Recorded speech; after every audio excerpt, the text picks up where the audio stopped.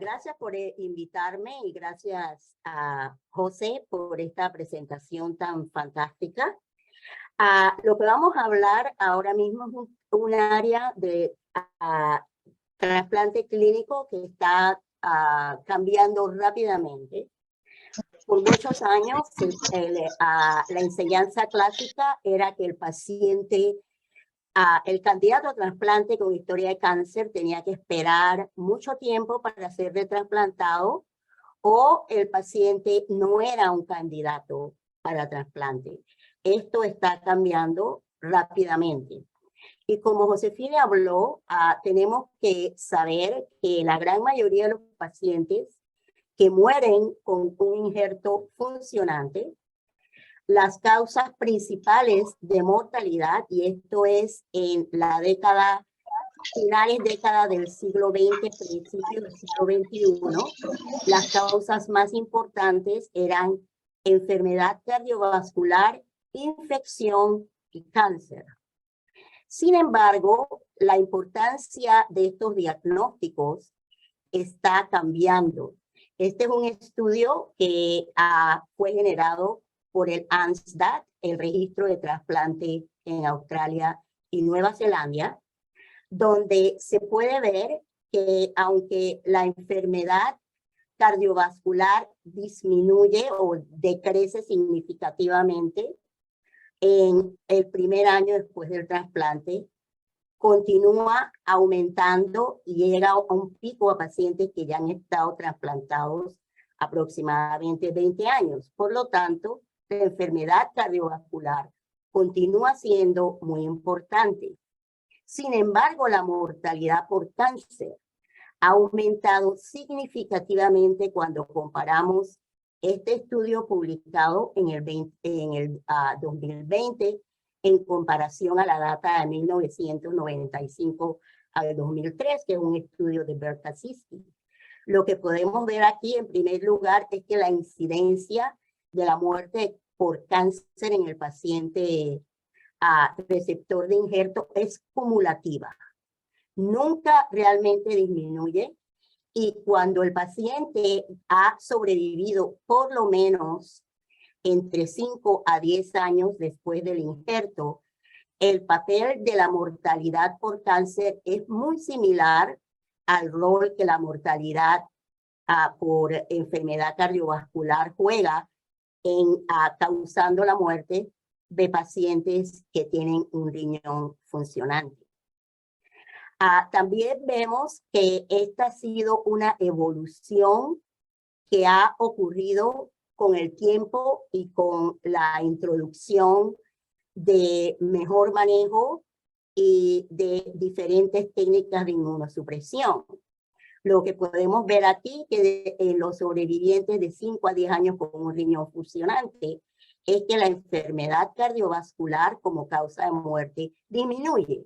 Y es el resultado de un riñón funcionante por varios años, lo cual mejora el pronóstico cardiovascular en nuestros pacientes.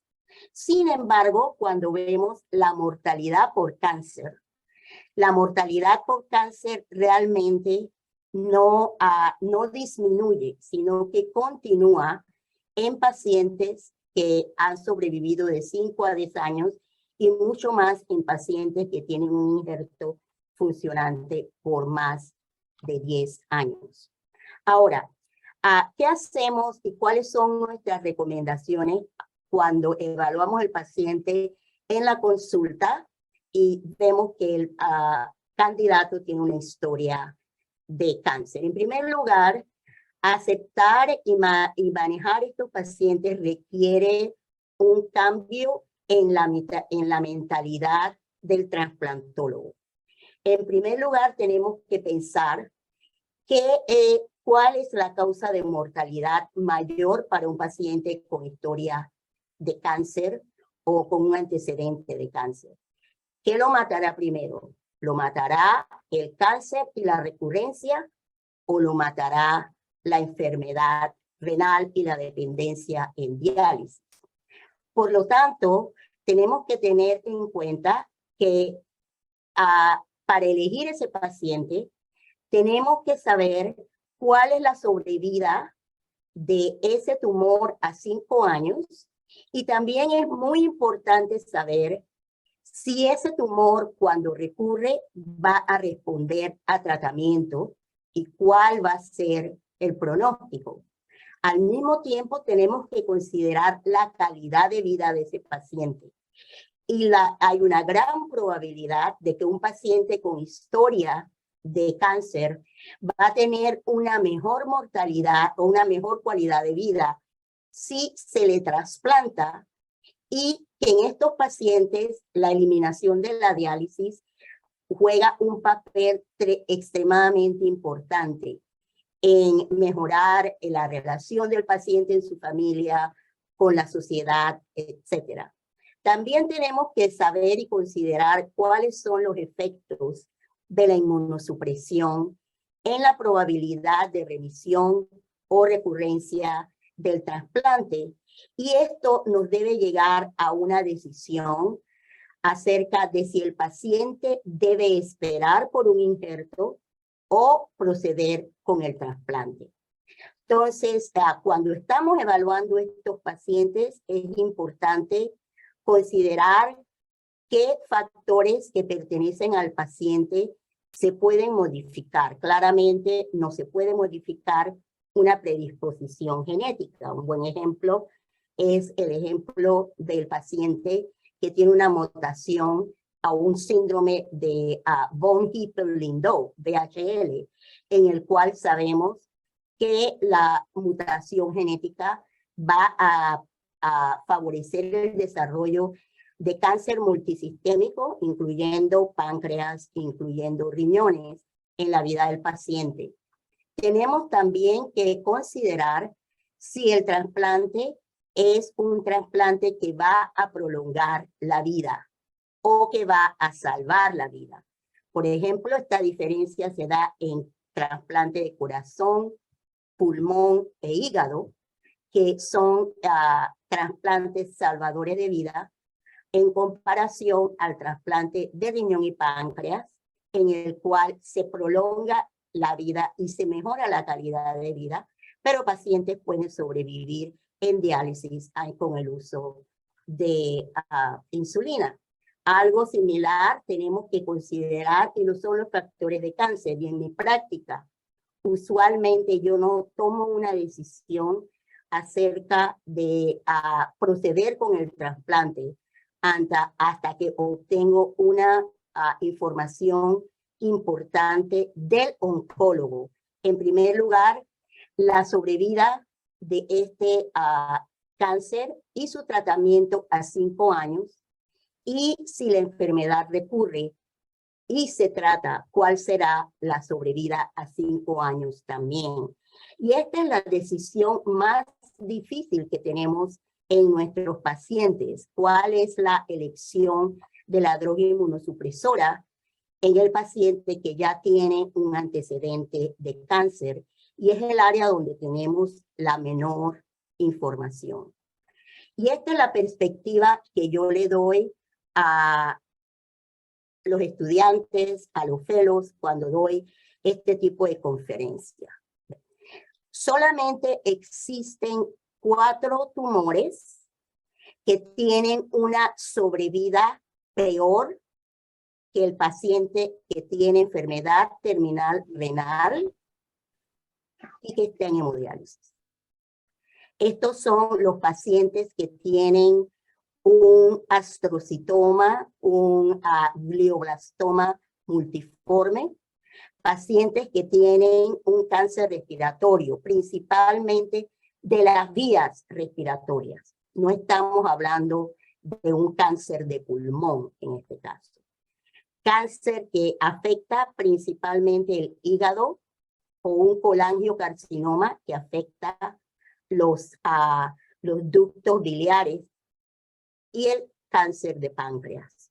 Si vemos a otros tipos de cáncer, el cáncer de mama es una de las diagnósticos más comunes que vemos en los receptores.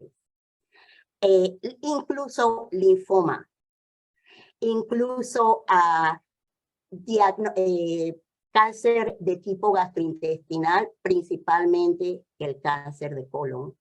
Todos tienen un pronóstico mejor que el paciente que permanece en hemodiálisis.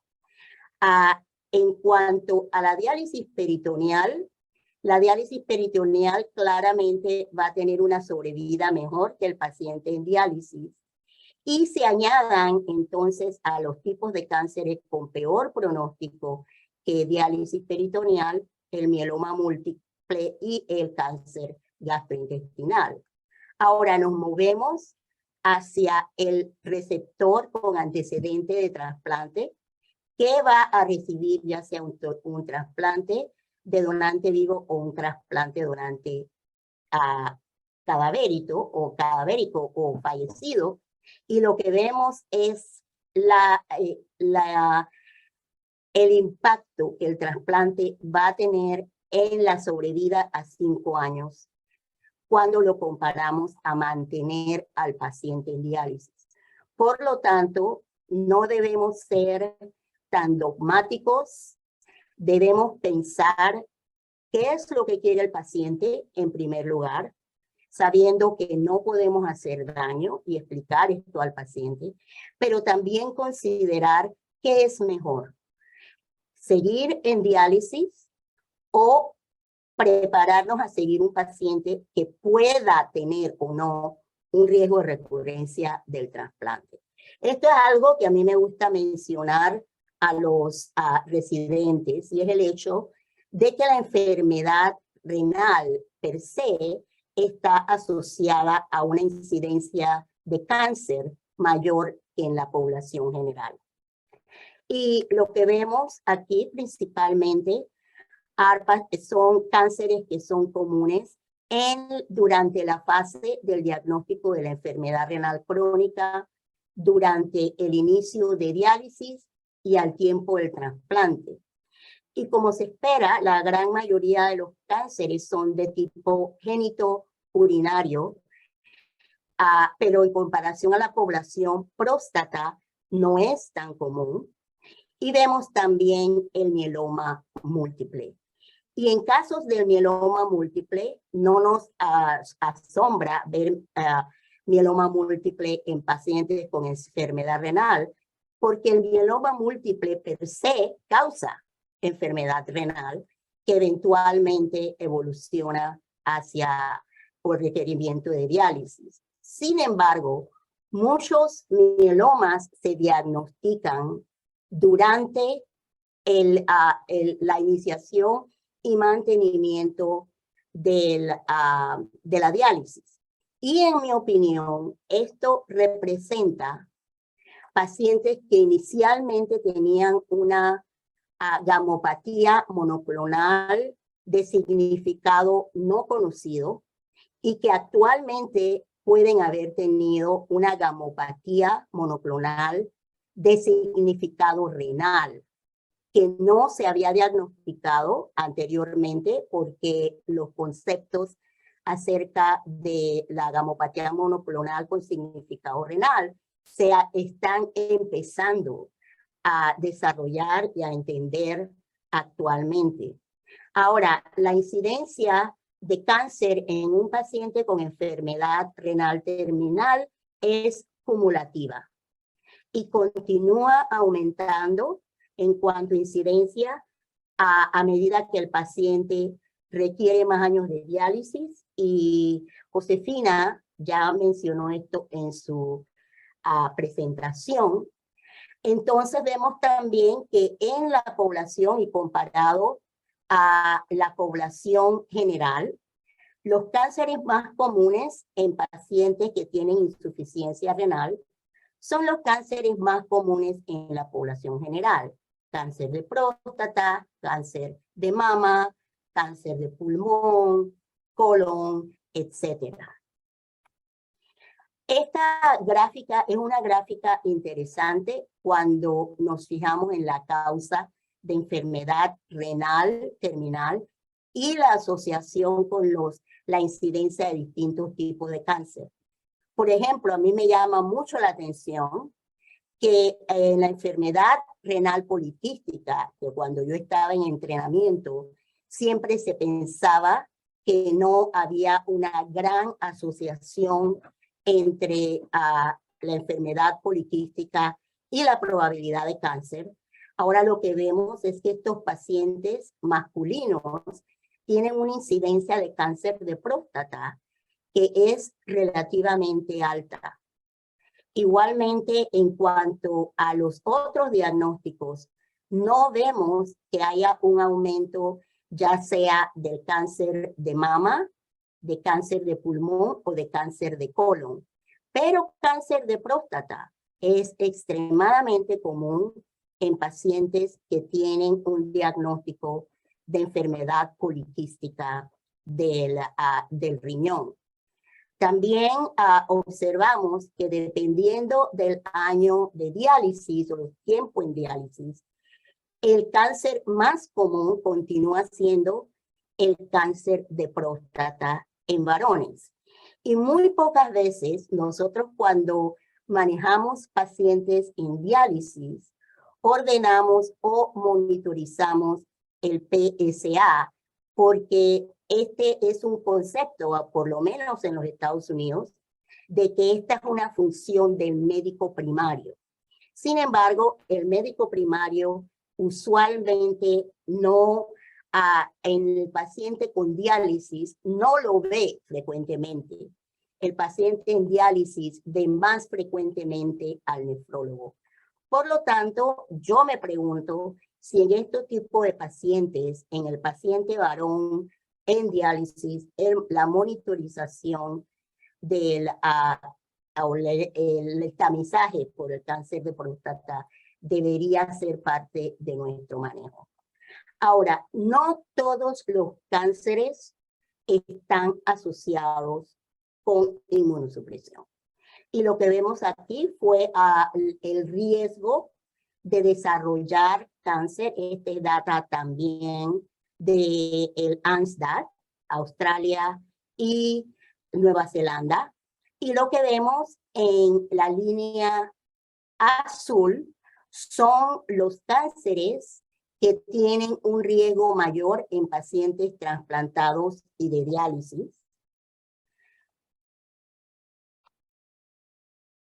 Y también vemos otro tipo de trasplantes que no son tan comunes o aumentados por la inmunosupresión. En el caso del trasplante de pulmón, el cáncer de pulmón es mucho más común en poblaciones trasplantadas o en diálisis, pero no tan común como en pacientes que reciben un injerto de pulmón. Okay. Lo que vemos aquí son las guías viejas, que nos dicen cuánto tiempo debemos esperar antes de que un paciente con antecedente de cáncer, con los cánceres listados acá, debe ser retrasplantado. Y, por ejemplo, voy a mostrarle el melanoma in situ. Y de acuerdo a estas guías que ya están anacrónicas, el paciente con un melanoma in situ se le permitía o se le exigía que esperase por lo menos 2 años antes de trasplantársele. Vamos a dejarlo en la diálisis por 2 años más. En algunos lugares era incluso más restringente. Un melanoma in situ ni siquiera se consideraba como una indicación para trasplante, o en otras palabras, un melanoma in situ era una contraindicación para el trasplante. Lo que vamos a estar viendo en las siguientes diapositivas es cómo ha cambiado este approach o el entendimiento del antecedente de cáncer en el paciente trasplantado. Y estas son unas guías de una conferencia de, ¿qué digo?, acerca de onconefrología, que no son necesariamente las recomendaciones de la Sociedad Americana de Trasplante. Y lo que mencionan es que no hay necesidad de tiempo de espera para un paciente con una gamopatía monoclonal de significado indeterminado, siempre y cuando el paciente se haya estudiado, ya sea por una gamopatía monoclonal de significado renal y también se le haya excluido una discrasia de células plasmáticas, ya que sabemos que la gamopatía monoclonal se puede presentar con un significado renal o evolucionar hacia un mieloma. Por lo tanto, muchos de estos pacientes nosotros los estudiamos y en pacientes que consideramos que tengan un riesgo alto, usualmente consultamos los hematólogos y una biopsia de médula ósea es la que se obtiene. Ahora, tumores renales pequeños, usualmente menor de 4 centímetros en diámetro, cáncer prostático, cáncer de piel y cáncer superficial de la vejiga, no se le da tiempo de espera. Algo similar vemos también con la disminución en el tiempo de espera para pacientes con un cáncer de vejiga invasivo, cáncer de mama, cáncer de colon, siempre y cuando esté en los estadios A y B1. Y interesantemente, ellos incluyen el cáncer de pulmón, aunque en las recomendaciones del AST, todos los pacientes que tienen un cáncer de pulmón de cierto estadio deben esperar por lo menos 5 años, 2 a 5 años. Y esto lo vamos a ver en las siguientes diapositivas. Bueno, estas son las recomendaciones actuales de tiempo de espera a pacientes femeninas, no masculinas, pero femeninas con cáncer de mama. Masculino es diferente por todas las razones que ustedes conocen. Por ejemplo, el estadio 1 ya no requiere tiempo de espera. Inmediatamente se puede aceptar el paciente para trasplante y hay ciertas características que pueden afectar esta decisión. Por ejemplo, el cáncer con un receptor hormonal negativo, porque estos pacientes tienen una recurrencia un poco más alta. En el estadio de riesgo intermedio o estadio 2, cuando antes se le pedía al paciente un tiempo de espera de 5 años, esto se disminuye ahora a 1 o 2 años. Igualmente, incluso en pacientes de alto riesgo en estadio 3, se le considera un candidato de trasplante en 3 a 5 años.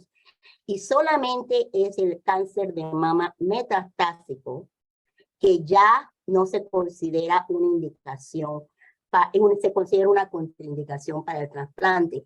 Esto probablemente va a cambiar en los próximos 10 a 15 años con la introducción de los inhibidores de immune checkpoint inhibitors, que está cambiando el panorama del tratamiento de cáncer completamente. Igualmente, un paciente con un cáncer de colon de tamaño T1 o T2, 1 año de espera solamente, lo cual es modificado por características histológicas del cáncer y se requiere la participación del patólogo y la participación del oncólogo. En general, incluso estadios 4 de cáncer de colon, se le puede dar un seguimiento de 5 años y dependiendo de cómo ha evolucionado el paciente en 5 años, se puede reconsiderar para trasplante renal. Esto es un concepto que era casi un anatema en los últimos 10 a 15 años y vemos cómo está cambiando. Algo similar observamos en el paciente con historia de cáncer de recto, en el cual el tiempo de espera es un poco más prolongado debido a la historia natural del cáncer de recto en comparación al cáncer de colon en otros segmentos. 1 a 2 años en pacientes de bajo riesgo, 2 años en riesgo intermedio, etcétera, etcétera. Bien. Vamos a ver ahora uno de los cánceres más comunes en nuestros pacientes en diálisis, y es el carcinoma de células claras. Este cáncer no solamente es común, pero también es causa de insuficiencia renal crónica y terminal debido a la pérdida de masa renal y la hiperfiltración. Vemos que en tumores en los cuales no hay metástasis, a compromiso de los linfonódulos y que tienen un tamaño menor de 4 centímetros, no hay tiempo de espera. El paciente se puede enlistar y el tiempo de espera empieza a ser modificado dependiendo del grado de Foreman del tumor. Si es un Foreman 1 a 2, no hay tiempo de espera. Foreman 3 a 4, 1 a 2 años de espera. Y realmente el único estadio de cáncer renal que se considera es una contraindicación sería el paciente con una enfermedad metastásica, pero también cierto tipo de histología, como la histología rhabdoide sarcomatosa y el tumor no de células claras, pero que afecta a los túbulos colectores o los túbulos medulares. Por lo tanto, metástasis, ciertas características histológicas y ciertas características de los túbulos afectados pueden excluir al paciente con cáncer renal de un trasplante. Ahora, el próximo candidato es el paciente con cáncer de próstata, extremadamente común. En este tiempo, la gran mayoría de los diferentes estadios, ya sea riesgo muy bajo, riesgo bajo, riesgo intermedio con una masa tumoral pequeña, muchos de estos pacientes no requieren ningún tiempo de espera. Y estos pacientes se pueden enlistar con un plan de seguimiento con el urólogo durante el tiempo de espera por un trasplante. Pero si el paciente tiene un donante vivo, se le puede trasplantar inmediatamente. Ahora, el problema se encuentra solamente en el paciente que tiene un cáncer de próstata metastásico que ha sido resistente a castración. Si el paciente tiene un tumor metastásico que responde a la castración, esos pacientes pueden considerarse para trasplante de próstata después de 2 años de seguimiento. Okay. Ahora, ¿qué pasa cuando hacemos los tamizajes en nuestros pacientes? Lo que vemos aquí es los días de vida que se salvan en la población general, el paciente trasplantado sin diabetes, el paciente trasplantado con diabetes y el paciente con enfermedad renal crónica, enfermedad terminal renal, basado en la raza de las mujeres, de enfermedad de cáncer de mama, y se ve que en general, en la población general, la utilización de la mamografía como prueba de tamizaje tiende a aumentar la sobrevida del paciente significativamente cuando lo comparamos a los pacientes trasplantados o a los pacientes que están en, que están en diálisis. Y realmente esto es algo importante que el paciente, que el médico de trasplante tiene que considerar y que nosotros debemos educar al médico primario para hacerle entender que el tamizaje es importante, pero al mismo tiempo no va a ser tan efectivo como en la población general. Algo similar vemos aquí para el paciente con próstata. Algo interesante también se ve en estas dos gráficas, y es que el paciente de raza negra, independientemente de que ya sea trasplantado en diálisis o en la población general, se beneficia mucho más del tamizaje por cáncer de mama y cáncer de próstata que los pacientes de raza blanca. Paciente de raza blanca desarrolla muy poco beneficio de pruebas de tamizaje para cáncer de próstata, especialmente el ordenar el PSA. Y acá lo que vemos es el cáncer colorectal, y algo similar es lo que se observa comparado a mama y comparado a cáncer de próstata. El tamizaje no es tan efectivo en nuestros pacientes trasplantados como lo es en el paciente que está en la población general o en diálisis. Y esto es extremadamente importante porque actualmente la recomendación es empezar el tamizaje por cáncer de colon a la edad de 45 años. Por lo tanto, tenemos que tener esto presente de cuál va a ser la prueba de tamizaje que queremos pedir. En primer lugar, tenemos que recomendar que cuando evaluamos al paciente como un candidato de trasplante, lo que se debe seguir son las guías recomendadas para la población general y se pueden cambiar en pacientes que tienen un riesgo alto de cáncer o que tienen historia familiar, vamos a decir, de cáncer de colon o próstata a una edad temprana. Estos son pacientes que se consideran pacientes de alto riesgo y que probablemente se tiene que hacer una prueba de tamizaje más estricta. Ahora, esto era lo que se preguntaba anteriormente, y es cómo podemos decidir de una manera objetiva cuando el paciente con un cáncer se puede trasplantar seguramente. Y este tipo de pruebas ya existen principalmente para el cáncer de mama.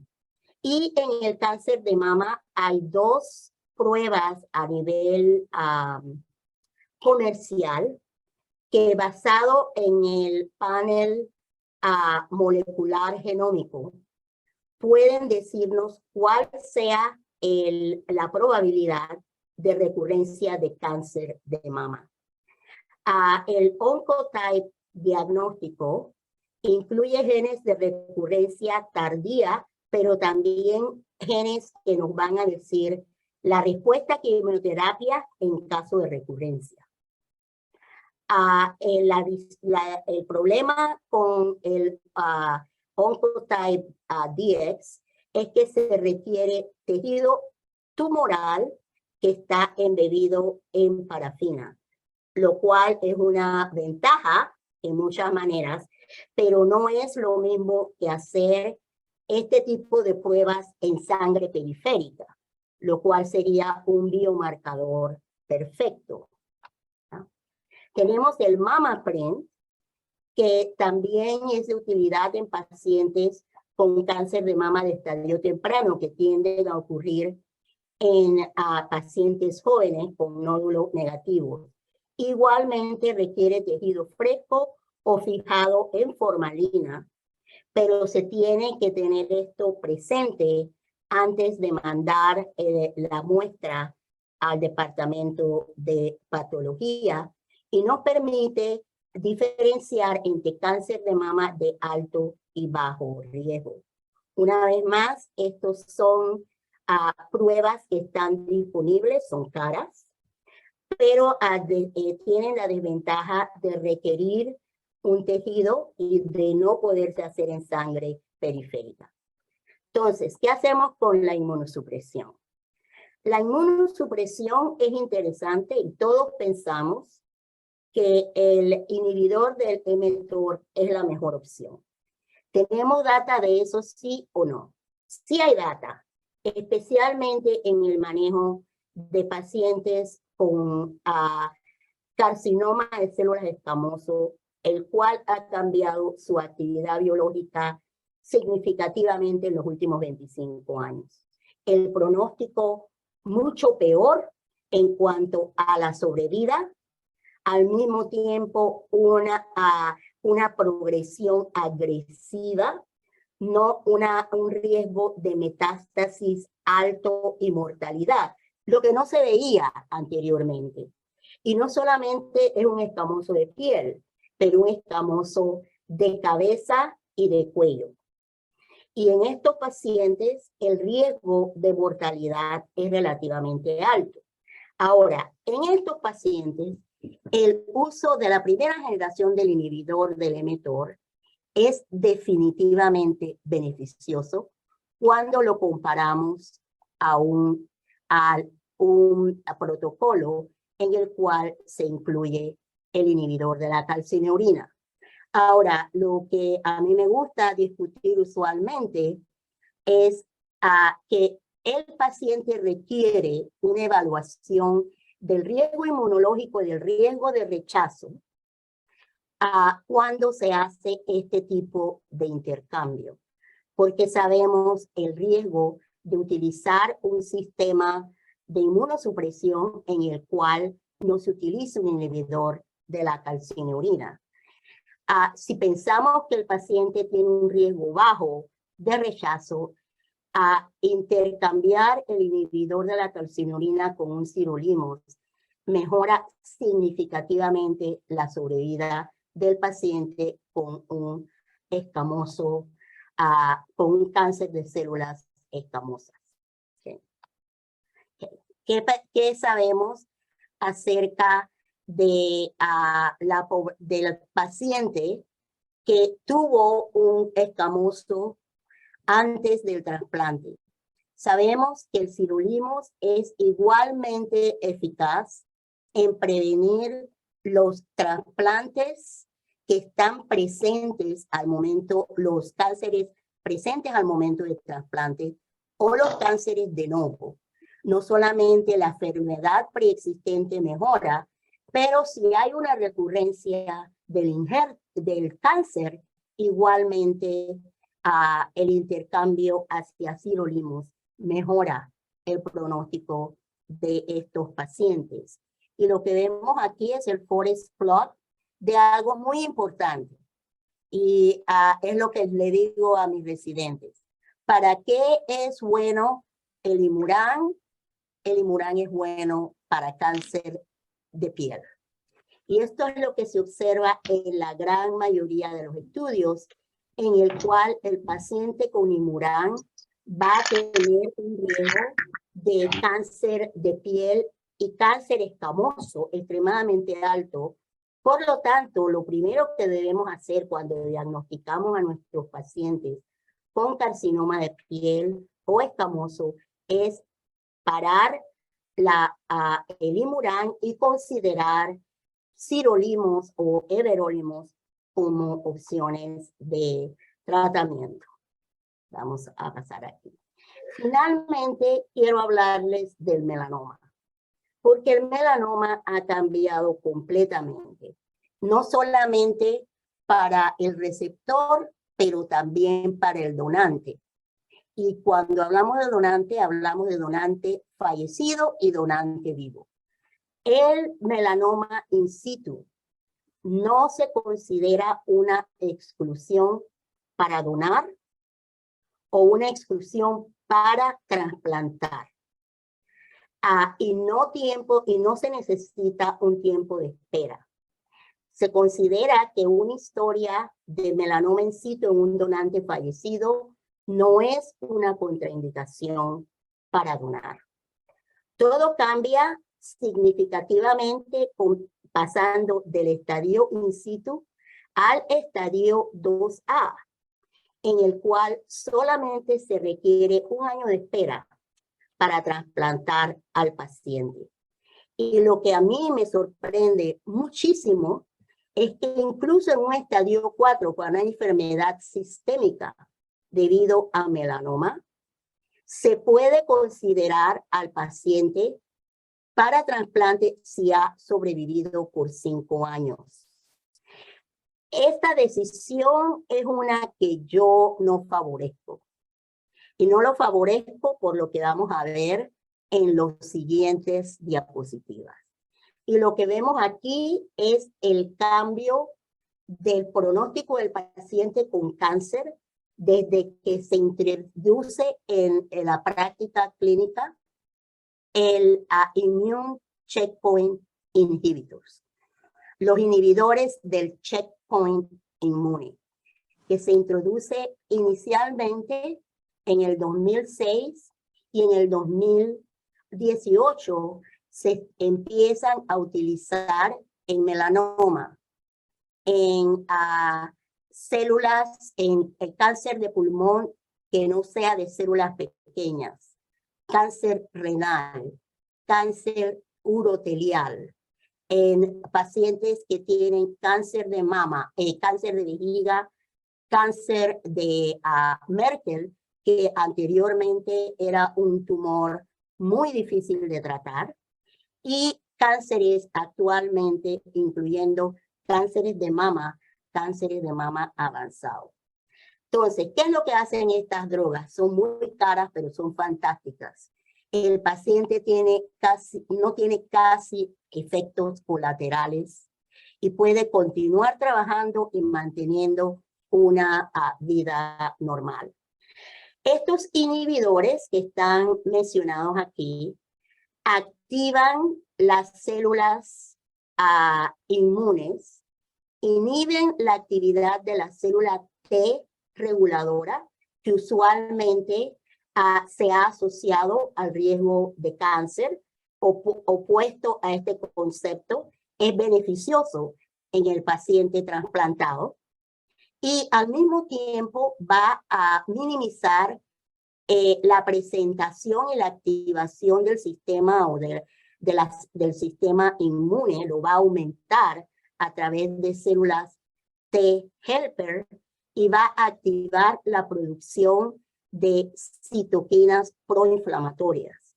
En otras palabras, el inhibidor del immune checkpoint es completamente opuesto a nuestro goal cuando queremos prevenir el riesgo de rechazo. Para ver esto mejor, esto es cómo funciona. En el linfonódulo, estos son los linfocitos del receptor. Estas células atacan principalmente a otro tipo de señal 2.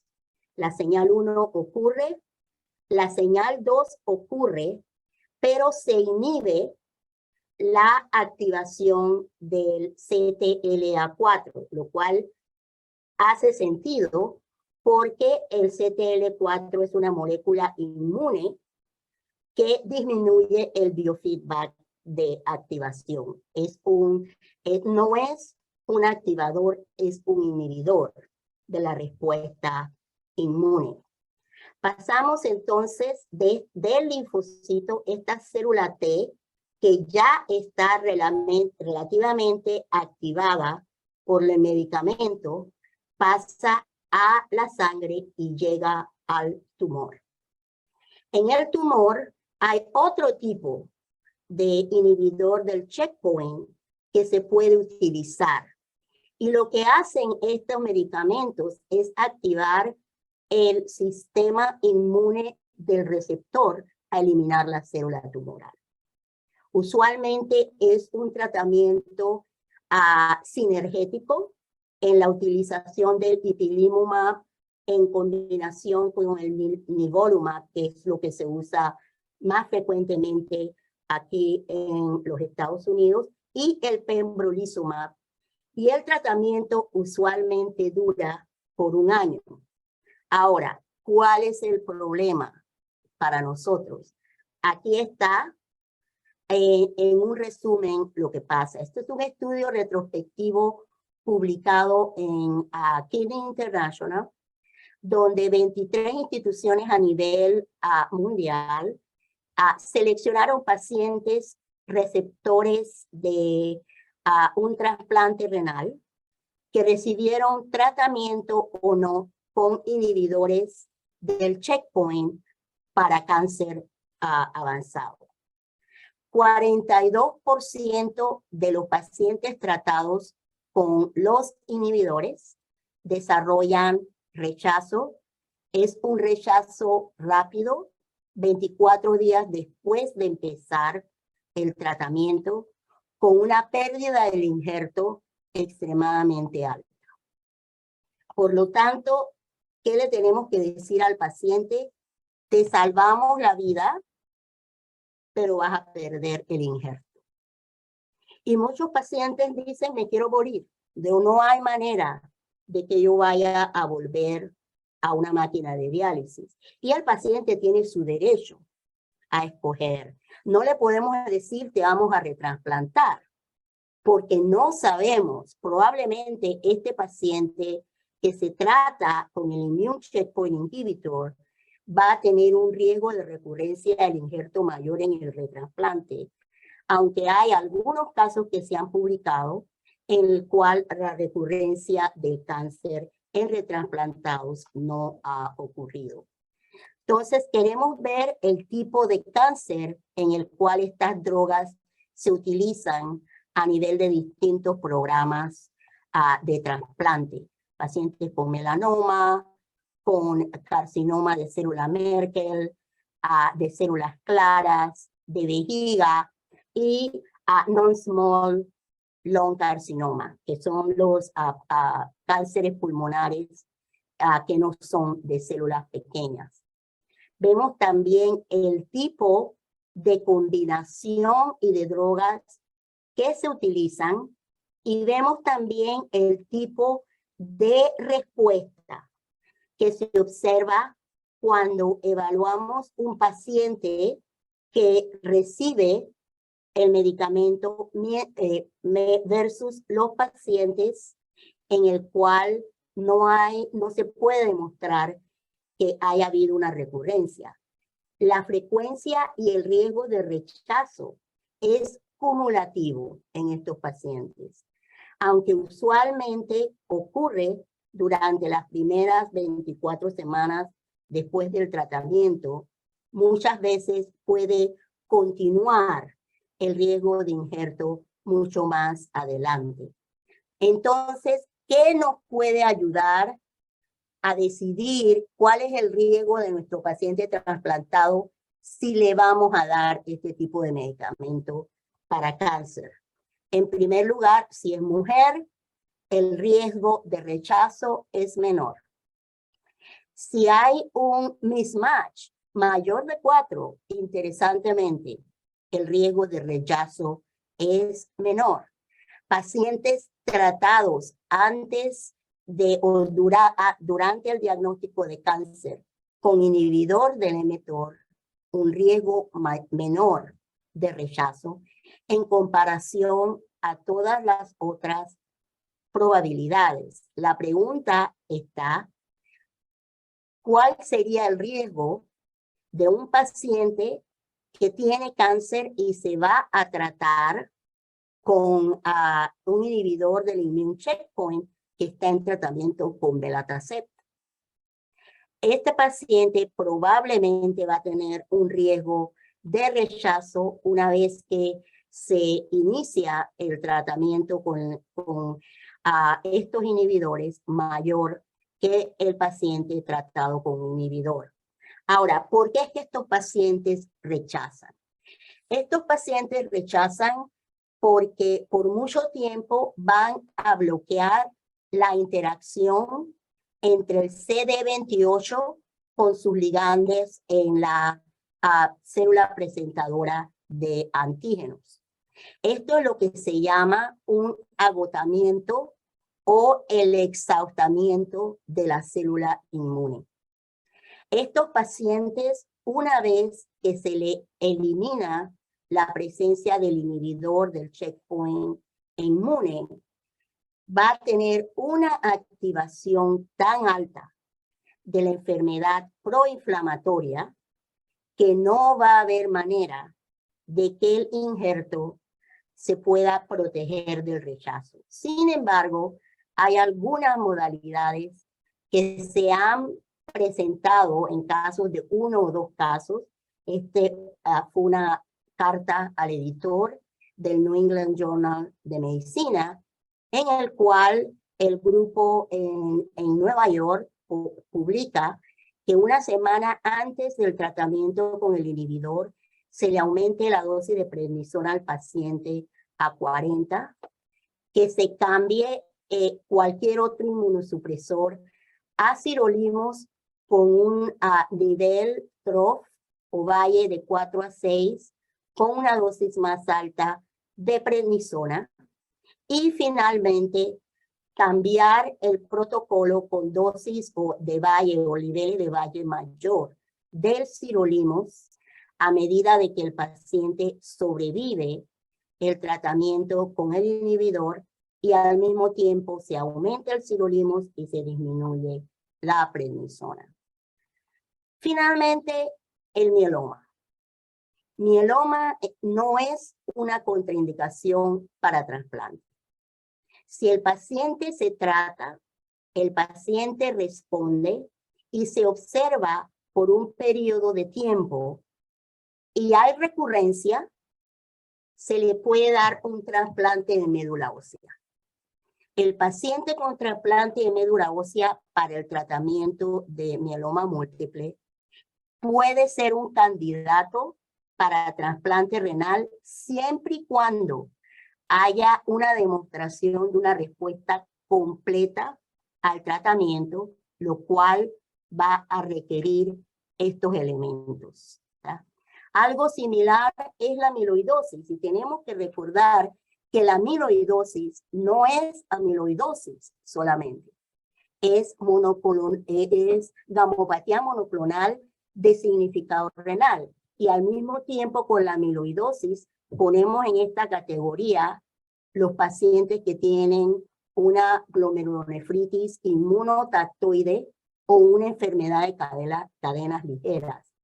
Todos estos pacientes con amiloidosis y con gamopatía monoclonal de significado renal tienen que manejarse con un oncólogo hematólogo y usualmente pueden trasplantarse después de demostrar una respuesta al tratamiento oncológico. Y finalmente, este es el problema del estudio de cáncer en los pacientes, ya sea candidatos o retransplantados. Y Josefina lo mencionó, y es la deficiencia en la colección de datos epidemiológicos y al mismo tiempo en la ausencia de información acerca de cuál es el mejor protocolo de inmunosupresión y al mismo tiempo del pronóstico. Y paramos aquí. Muchas gracias.